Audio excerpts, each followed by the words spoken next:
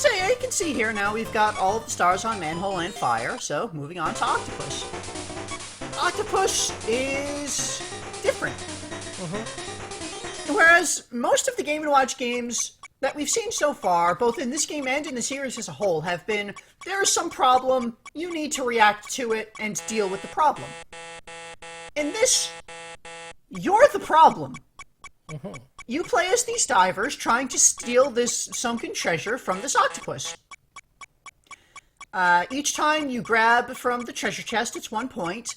Once you've grabbed something, you can return to the boat. Getting back on the boat is 3 points. The octopus is reaching its tentacles out. When they're fully reached out, then they are damaging, and the octopus will grab you and, I guess, murder you. Like that. The first tentacle has 2 spots that it can potentially go to. Also, in any of these games, if you game over with less than 100 points, it gives you a little hint. So, this is Octopus. Yeah, you can see that first tentacle can go up, or it can go down. And there's the 5 spots total that you can go to, and each of the other tentacles just goes to the 1 spot. This game also has the mechanic of at 200 and 500 points, your misses will be erased. So you'll get another full 3 divers. Your divers get rescued or something. Or you get replacements. You can afford replacements. This game is weird because you're not reacting to something. You have to dictate the pace and figure out, like, when is it safe to go? When do you turn back? You need to kind of figure out, is it more efficient to sit there grabbing treasure from the chest, or should I run back to the boat? Because, like, there's no... You could just sit there grabbing from the chest and never return to the boat and still get the high scores. It's just the returning to the boat gets you 3 points. So... It's weird. This one took me a bit to really, like, understand how to play.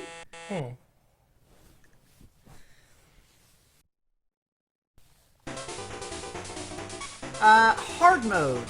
There is a difference with hard mode, that being that, you can see, if you're paying attention, in easy, the tentacles would reach all the way out, come all the way back. Some amount of time passes, they reach all the way out, come all the way back. Right. In this, sometimes they will stop with one segment still out, and then, like, come right back out. So, like, the tentacles... They don't retract all the way. Yeah. That's the only mechanical difference with hard mode. Is it not even that much faster? It probably is faster, but it's... Like, once you kind of understand how to play this game, then you really just need to be paying attention and going when it's safe. Yeah, that's an octopus. It's a very bored-looking octopus. Yeah. Just sitting forever at this sunken ship. I don't think these diving helmets actually work. Like, they're not connected to anything. Clearly, they're just holding their breath, and that's to keep the water out. I guess? Or, like, they think it'll protect them from the octopus, but it won't. Anyway, all the divers are dead now. That was Octopus. Oil Panic is very different. So, first of all, this is another one, the only controls are left and right. Same was that true of Octopus, the only controls were left and right. So in this game, you're reacting to stuff.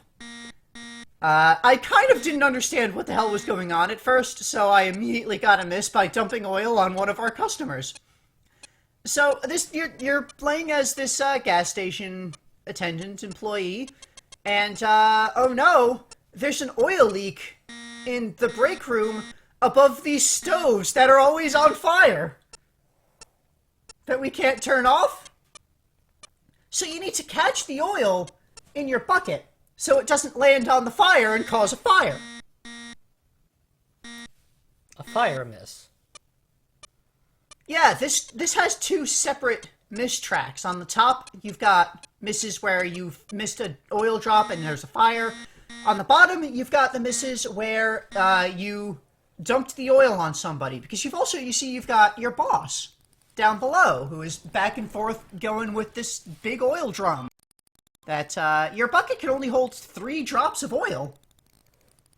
So you've got to empty it out into this oil drum. And if you empty it out when the drum's not there, the oil dumps onto one of our customers, which is bad. The gas station customers. Yes.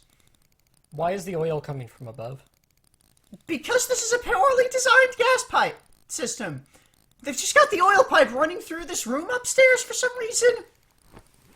And it happens to be leaking. So the pump's not working because the pipe's leaking. So the boss has to run back and forth with the oil drum. This is what happens when you get 300 points with no misses in this game, by the way. You get oil deposit mode. Instead of double score, you get double boss. Yeah, that's... If I do really well at work, I get twice as many bosses showing up. And this only lasts for a short time. It doesn't last until you miss. Mm-hmm. But, right, each oil... Yeah, you can see there, the bosses just kind of merged back together. Yeah. Right, the score in this. Each drop that you catch in your bucket is 1. When you dump your bucket into the oil drum, you get 1 point per drop that you had, but if you had a full 3 drops in your bucket, then you get 5 points instead of 3. Mm-hmm. So you're kind of encouraged to fill up to 3 before dumping, but at the same time, if you're full at 3, then you can't catch more oil, and so if you've timed things wrong, then the boss isn't there to catch the oil, and you're screwed. Sort of timing 2 things. Yeah. This is, by the way, I didn't really explicitly mention, this was a, like, the actual physical Game & Watch game was a 2-screen game. Yeah, that seems apparent. One screen with more color than the other. Well, this is the Super Game Boy thing. I don't know what colors were actually in the original Game & Watch titles. The colors, of course, were just whatever was on the painted back display. Yeah. The actual graphics are all being displayed as just the black sprites. They've kind of demonstrated... Who are these customers? I don't know! Like, there's person with skirt and ponytail, and then guy with extremely square smile. They're people who need gas for their cars, and the gas station is broken.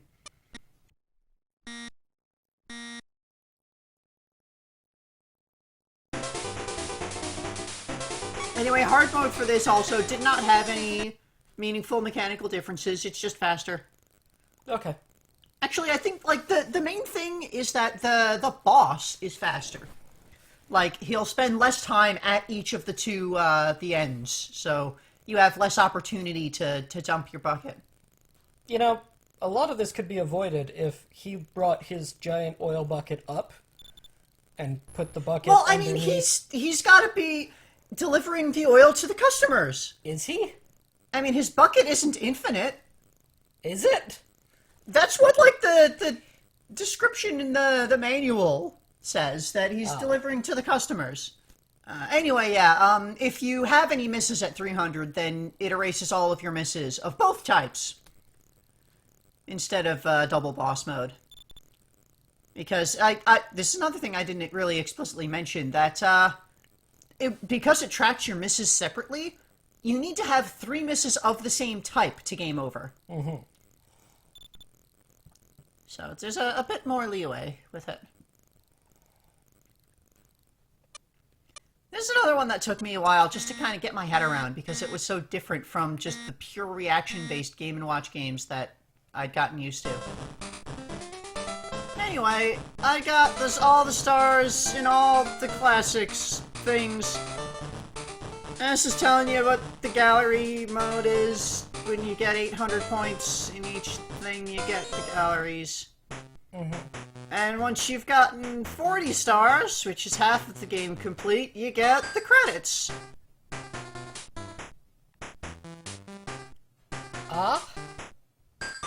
So, this is basically the exact same cutscene, just with the credits instead of, the cast. So,